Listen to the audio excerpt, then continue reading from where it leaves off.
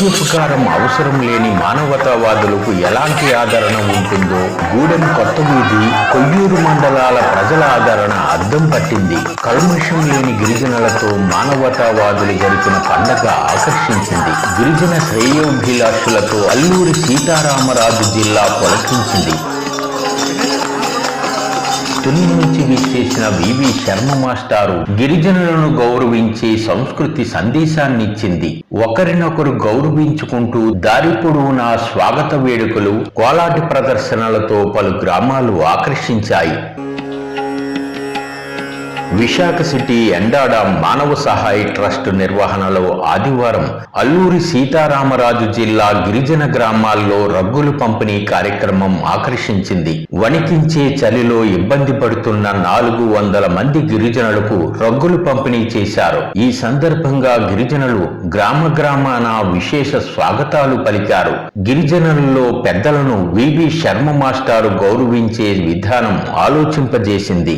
గిరిజనులంటే ప్రకృతి ప్రేమికులు. శబరి, గుహుడు గిరిజనులే. శ్రీరామచంద్రమూర్తి అరణ్యవాసంలో ఉన్నప్పుడు శ్రీరామచంద్రమూర్తితో సంచరించిన సంతతి గిరిజనులేనని శర్మ మాస్టారు గుర్తు చేస్తుంటారు. అందుకే శ్రీరామచంద్రమూర్తి పట్ల భక్తి భావం ప్రదర్శించేవారు గిరిజనులను ఎంతగానో గౌరవించారని ఆయన అభిప్రాయపడుతుంటారు.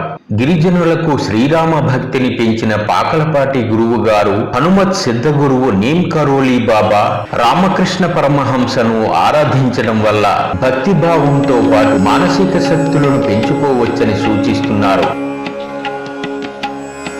సుజాతమ్మ శర్మ మాస్టారి చేతుల మీదుగా గూడెం కొత్త వీధి మండలం కె కొడుసింగి, లక్కవరపుపేట, తూరుమామిడి, ముకుడుపల్లి, జడుమూరు, పెదవలస మధ్యలి వీధి గిరిజనులకు రగ్గులు పంపిణీ చేశారు. దీనికి ముందు పులపర్తి గుప్తా నిర్వహణలో గొలుగొండ మండలంలో జల్లెడుపూడి, జమ్మాదిపేట, ఎర్రవరం గ్రామాల గిరిజనులకు రగ్గులు పంపిణీ చేశారు. రామన్నపాలెం రామభక్తులకు కూడా రగ్గులు పంపిణీ చేశారు. కోలాటం కళాకారులకు సుజాతమ్మ బట్టలు పంపిణీ చేశారు. Visakha city Gopalapatnam Chandranagar Shri Satyasai trust for social welfare నిర్వాహకులు Sivakoti Madhusudanarao, Kotamiraju, retired state bank manager Chaganti Subrahmanyam, marine engineer Paparao, న్యాయవాది భరద్వాజ్, పి సత్యనారాయణ, డొంకాడ నానాజీ, బాలారం నానాజీ తదితరులు పాల్గొన్నారు.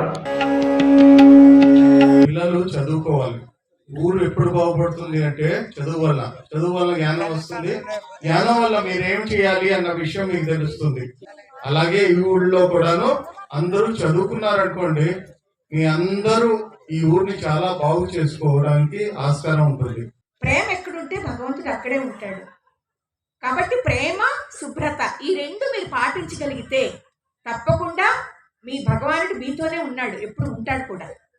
ఇది మీరు గుర్తుపెట్టుకోండి.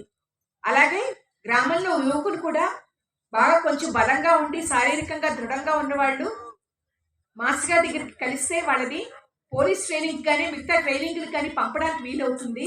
అలాంటి ఆప్షన్స్ కూడా మనం వెతుకుతాం. ఎవరు ఖాళీగా కూర్చోవద్దు ఇంట్లో. ఇక్కడ పని లేకుండా ఉంటే కూర్చుని అలా యూట్యూబ్లు చూసుకుని లేకపోతే మొబైల్ చూసుకుని కాలక్షేపం చెయ్యొద్దు. ఆడపిల్లలకి ఎవరికైనా చదువు ఇంట్రెస్ట్ ఉంటే తప్పకుండా మాస్టర్ గారిని కలవండి. మా వంతు సహాయం చేసి మిమ్మల్ని కాలేజీలో జాయిన్ చేస్తాం. ఇది మీరు ఎందుకంటే చదువుకుంటేనే అభివృద్ధి చెందుతారు. చదువు అందరికీ కావాలి. మీ తల్లిదండ్రుల్లా మీరు ఉండిపోకూడదు. మీ తర్వాత తరం వాళ్ళందరూ బాగుపడాలంటే అందరికీ కనీస విద్య ఉండాలి. కాబట్టి అబ్బాయిలైనా అమ్మాయిలైనా మీకు చదువు ఇంట్రెస్ట్ కనుక ఉంటే ఈ ఊరి పెద్ద ఎవరైతే ఉన్నారో వాళ్ళు మాస్టర్ గారి దగ్గరికి వెళ్ళండి, కలుస్తారు. మాస్టర్ గారు మాట్లాడి వాళ్ళు దేనిలో పనికొస్తారో చూసి దానికి సరి అయిన సూచన ఇవ్వడం కానీ, అవసరమైతే సలహా ఇవ్వడం కానీ, ఇంకా అవసరమైతే సహాయం చేయడం కానీ చేస్తాం.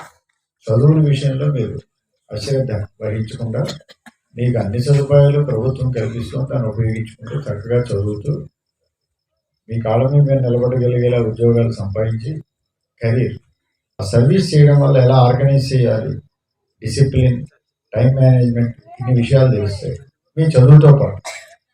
అలా ఒక మంచి సర్వీస్ టీం తయారైతే చూడాలని ఉంది.